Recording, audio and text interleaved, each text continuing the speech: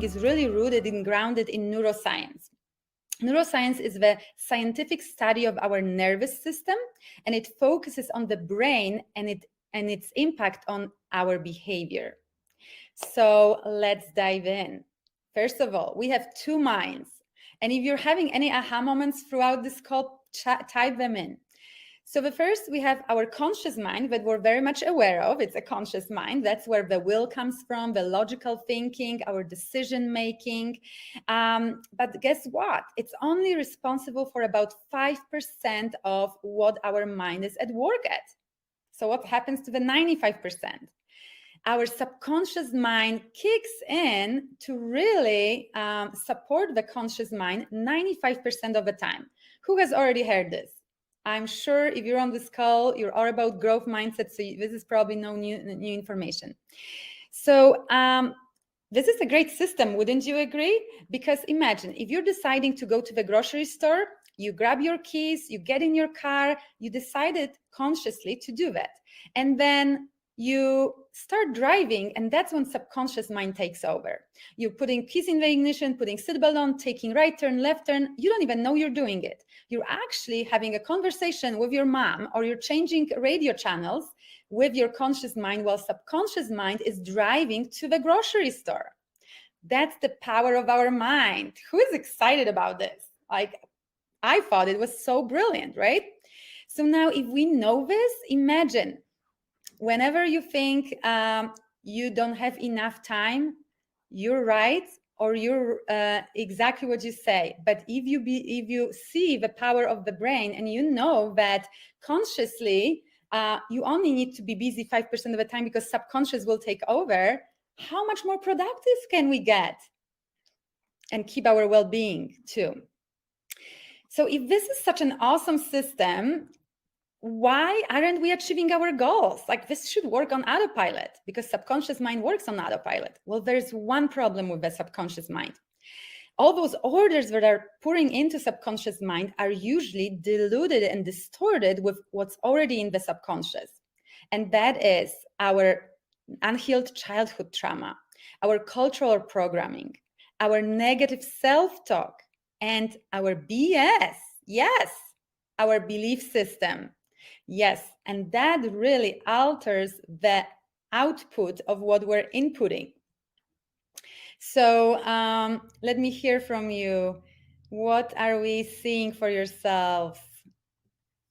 Okay, perfect.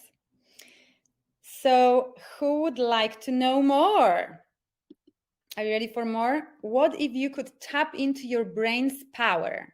What if you could actually be in control in a driver's seat of that bus, of that conscious mind, so every order would come out just as you put it in? Who would like that? I definitely would. Let me see. Yes, perfect. So there is a way to do it. And actually, neuroscience teaches us about neuroplasticity. Neuroplasticity explains how the brain improves its functions, growing new neurons between existing neurons as a result of experience. And that is why I am so pushing you to be participating, because if you want to get something out of this class, that your participation is that experience that informs, sends signals to your brain, and the brain says, okay, yes, let me grow more synapses in a brain called growth mindset, success, happiness, and joy. And in the same manner, you can also weaken certain synapses, and that's when you want to get rid of certain habits. So those aha moments that you get as a result of new habit or belief being formed in a brain are sending signals, and the brain is actually changing its physical structure. It's quite phenomenal. So that this is exactly how the new mindset emerges. And now I want to ask you a question. Are you ready to experience neuroplasticity at work today? Because you can experience it today. This is not a class you wait to take your notes and apply tomorrow. You can actually do it today. Can I get a heck yeah? All right. I love it. Thank you, guys. I love this crowd. Yes, commitment to your dreams. Yes, Irena. Yes, David. Yes, Dean. Awesome. All right, let's get going then. So are you ready to discover free neuroscience hacks to boost your results? Yes. Alexandra, yes. Awesome. Violetta, yes. Okay, let's do this. So, neuroscience hacks. There are actually neuroplasticity gives us access to consciously program our brain to create thinking patterns of our choice. So there are actually 3 steps to subconscious reprogramming, because this is exactly what we call it in the world of coaching, mindset coaching. And the first step being awareness. So once the subconscious thought sees the light of your awareness, you can now literally rewire it. Who would like to just rewire some limiting beliefs, the thoughts that don't serve you, this like, I can't do this, I'm not enough, who am I to go for this dream? Who would like to shed some layers of that programming? Yes? Okay. So good news is you're about to get even more aware about your programming that is in your brain. The bad news is that a lot of that programming, just like the iceberg, is submerged and not visible to us. And if that's the case, it's sometimes really hard to really get to the bottom of it. And that's why mindset coaching was invented, because as a mindset coach, what I do with my clients is I actually help guide them to uncover their blind spots. And mind you, this is not me telling someone and diagnosing them, but rather guiding you through different questions and exercises so you can have that aha moment. And so that's the uncover step 1. And then what happens in a step 2 is that subconscious reprogramming. So you have a decision to make once that happens. Let's say you want to be fit and I want to have a fit lifestyle, and I see a pattern that maybe I'm always reaching for cookies and sugar whenever I feel a little sad or upset. So now I have this pattern that I'm aware of, and I get to decide. So no coach will ever force you. No one will brainwash you to program your brain. It's your decision. Do I want to still keep the cookies going, or do I really want to dive into this new commitment that I have and do something about it? And so what you can do about it is repattern. And of course, there are different techniques. I'm sure you've heard, who's heard of positive affirmations? Who's heard of The Secret, universal laws, cognitive priming, habits, new habits, right? All of that works, but it only works if you're really uncovering and addressing the right limiting belief in a program. Because that's the reason when sometimes affirmations don't work, because we're just declaring, but we're not really repatterning. So the step 3 is that critical step that will really assure your new results. And that step is action. I can talk and talk here, and you can listen and listen, but until you take action, nothing will change. And so the fact that you're taking action, you're being active in the chat right now, that's already turning your brain and sending signals to your brain that, yes, I'm committed, I want to learn this. And it's essentially building this new muscle in your brain. How cool is that? This simple. So once you embody something, once you create those habits for 90 days, that's when the long-lasting results really happen. Okay, so let me check in with everyone. What are you getting out of this? What stood out for you so far? I know we're going fast because I want to get you results. I want to get you clarity. I want to support you on in your dreams. So let's see. What stood out for you? We talked about neuroscience, we talked about 2 minds, we talked about neuroplasticity and 3 steps. The creating of new neural pathways, Suzaita. Yes, Jessica, rewiring synapse wired together. Yes, absolutely. Exactly. Awesome. All right. So it's happening. Rachel, I sometimes do it backwards and then have to learn from mistakes. Action, decision, awareness. So a different approach. Got it. So also I would invite you not just take notes, but also if something really resonates in terms of what I'm sharing with you, a little hack, shortcut to learning is don't just write down what I'm saying, but write down what you thought of as a result of what I said, because that will accelerate your learning for sure. Okay, so I got a question for you. Have you heard of law of advancement? Would you like to know what it is? Yes, okay. Law of advancement. This is my favorite law. And let me ask you this question. What does a seed have to do to become a tree? What does a seed have to do to become a tree?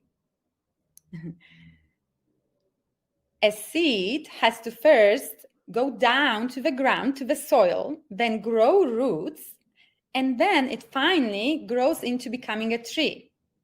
So it has to go down first in order to go up. So that's one thing, right? Nurtured, watered, yes. Sprout, awesome. But there's one more thing that the seed has to do. Wanna know what? The seed has to be willing to cease to be a seed so it can become a tree. The seed, I will repeat that, has to be willing to cease being what it is so it can become what it wants to be. And that is, my dear, law of advancement. So it so applies to us. In order for you to be what you have potential to be, you must be willing to stop being who you have been so you can become all that you can be. So let me hear it. Is this landing? Ego death. Yes. Yes, exactly. Release that perfection is there, right? Release the controller. Yes. To mean that's unlearning what I once learned. Interesting. Love this. Believe and you will become what you believe, Pam. Yes, absolutely. Awesome, you guys. So in terms of your goal, of that big dream that you've put in front of yourselves, where do you see you haven't been willing, start noticing, where were you not willing to stop being, to release what you've been so far to go where you want to go? Let's say if you're a business owner and you want to 4x your business, and that would mean that you have to probably release having this one office you're in and a small team and probably current systems and processes, because in order to get to 4 times Xing your business, you might have to hire more people, move offices, install new systems and processes, and really become a different kind of business owner, right? Wouldn't that be make sense? So this is where you ask yourself, where was I not willing to do that? Because that is a big one. This could be holding you back. So let's hear it. Do you see it for yourself? This is what I was talking about, immersive learning. Start seeing that. And if you have any aha moments, send them my way. I want to hear from you. Okay. Thank you, Lisa. It was great having you here. Okay, so now imagine there are actually some pitfalls and paradigms that are universal to a lot of people. I told you that we all have blind spots and they're universal to us, and that's where we might need an outside help to really uncover them. But also there are some culturally, shared blind spots and paradigms. That's what we call a pitfall, a paradigm. It's a collection of habits which are based on our beliefs about ourselves and our world. That generate our circumstances, experiences, and results. Because your beliefs create your thoughts create your actions, and your actions create your habits, which create your circumstances of life. That's how powerful our mindset is. So let's dive into this. Who wants to know whether you have experienced those pitfalls? Are you ready to hear more? Yes? Okay. Perfect. Okay, so The first one is delay. And I'm sure you've heard it, but the reason it's on this list and you're hearing it again is because it's the big one. It is the big one. What's one word that kills more dreams than any other? I know you know this one. Let me hear you. Yelena says delay. I hate it. Can't. Oh yeah, that's one of them for sure. Procrastinate, doubt, overthinking. Gosh, you guys are really good at those. Should. Yes, yes, yes. Oh yes. And one is tomorrow. Tomorrow. Have you seen yourself tomorrowing your life, your goals, your dreams? And also notice, I know that there are many professionals here on this call, and notice how come at work you're diligently fulfilling your tasks, going after those goals and objectives that were set out by someone else, and somehow in our lives we are putting them on a back burner, and there's always tomorrow.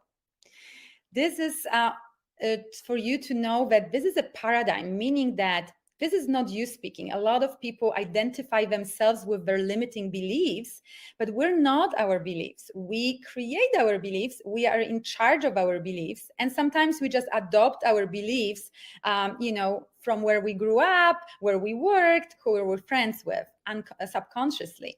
But we are not our beliefs. And so if that paradigm shows up, says, tomorrow, don't do it today, there's always tomorrow, you can go after forexing your business next year, or you can look for happiness and joy 2 years from now, because your career is going really well, so why would you interrupt that? And there's always that delay. So start noticing and let me hear you. Like, are you seeing where in life are you delaying? Let's look at that together.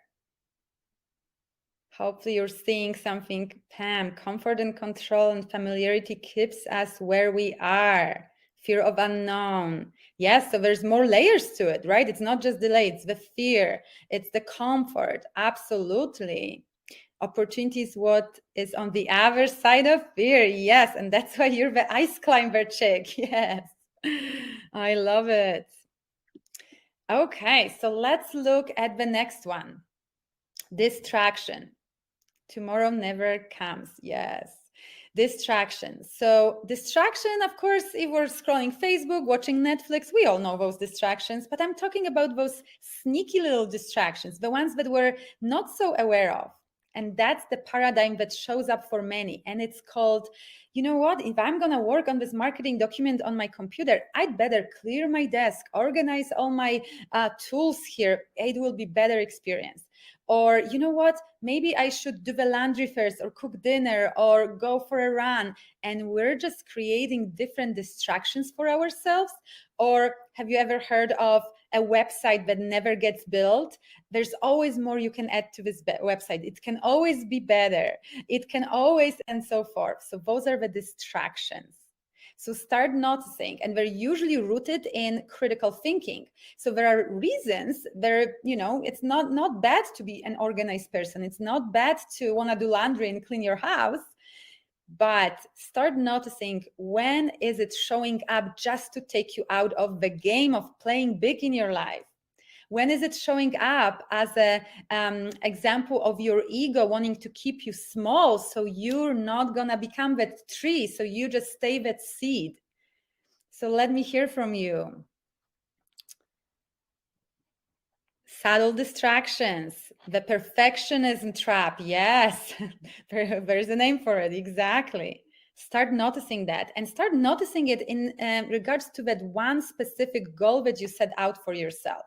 Because in the beginning of this call, I told you, you're going to need that dream or that goal to use later in our conversation. This is the time. Start looking at this particular dream and start seeing, where did you let the paradigm of distraction take you out of the game? I could never write a term paper in college until my house was clean, Pam says. Laundry, vacuum, dishes, yeah. Tara, perfectionist just makes fear of rejection for me. Yeah, masks fear of rejection. I hear you. That's true. Absolutely. Okay, so as you're creating this first step, awareness, start noticing. And are you ready for the third pitfall? Third pitfall? Okay, let's go to the third pitfall. Third pitfall is dissuasion. Dissuasion. So the dissuasion is the negative self-talk. That's who am I to forex my business? Or how can I deserve the greatest love of my life? Or based on my age, really, I can't. Who am I to achieve this or that? And so start seeing where your dialogue with yourself is less than empowering. And ask yourself, if you heard your friend say those words about herself or himself, what would you say to them? Would you be speaking this way to the loved one that you have? Or would you be encouraging them and seeing them for the greatest potential that they are?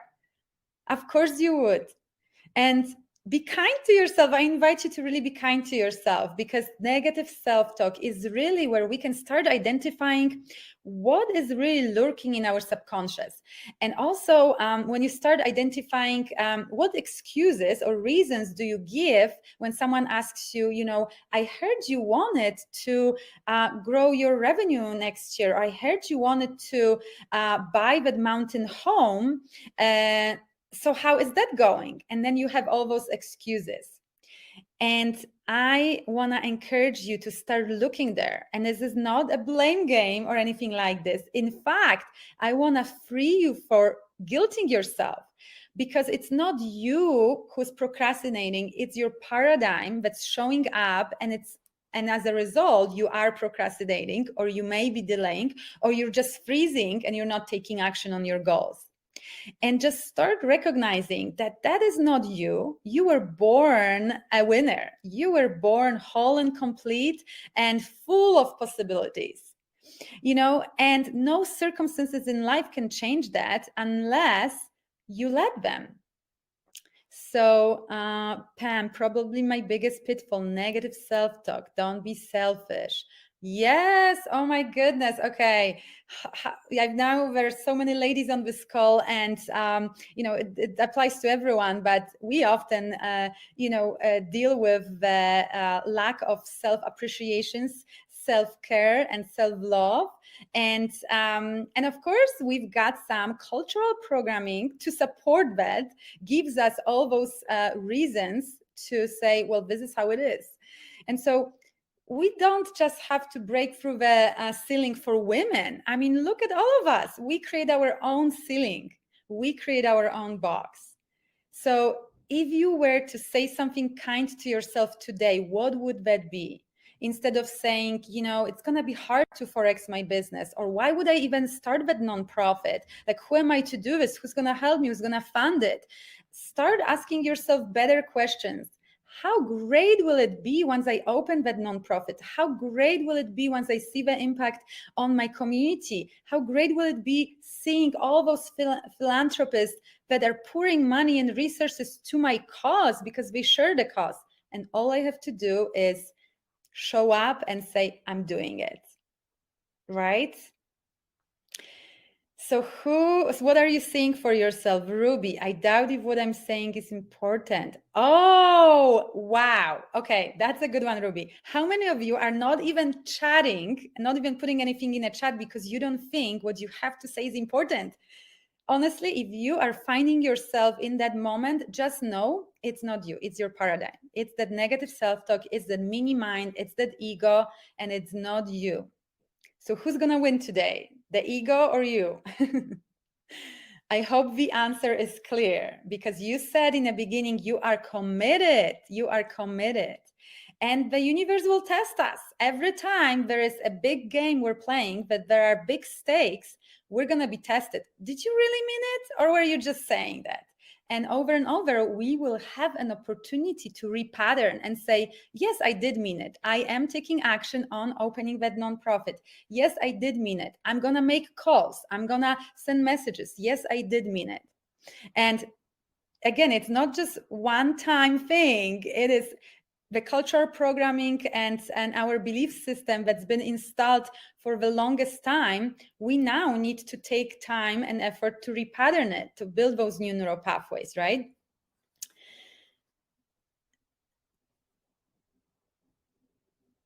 So what you have to say is even more all that important, Suzaita. Yes, to Ruby. Awesome. Yes, you see, we can be the stand for other person to see for their greatness, but sometimes we don't do it for ourselves, right?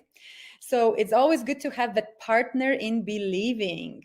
Until you believe in yourself, have someone who you can be, who believes in you and believe in their believing in you, and see what happens.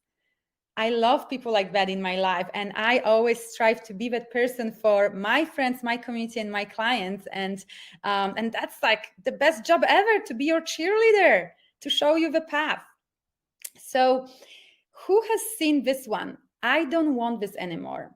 Because I've seen this one take me out of the game big time. And that's the one where you simply, your mini mind starts telling you, your ego starts telling you, you know what, you don't actually want to 4x your business. You don't actually want more work-life balance, joy and happiness. You don't, because what this would mean is you have to hire more people, you have to maybe work less, whatever the equation, and you start creating this reasoning in your brain why this may not work out. So start looking there. Yelena, my negatives being noticeable brings you only problems. Oh, that's interesting. Yes. So that is, you can see how that is a limiting belief, because if Yelena walks with that luggage, saying that, thinking this to herself, it's probably going to stop her in her tracks whenever she has something to share and voice. And so what would be a more empowering belief to replace it with, if she chooses to? It could be, being noticeable allows me to share my voice and inspire others. Immediately a shift, right? So start seeing it for yourself and repatterning. Okay, so I love that you're seeing a lot for yourself here. And now let me also share this with you. Life begins at the end of your comfort zone. And I know a lot of people already said that. So again, if you want to become someone new, it will require that you relinquish your programming and operating system that we've been using so far. If you want to create a new video, you cannot use Excel spreadsheet to create a video. You have to use a different program, a program that's aligned with that task and that objective.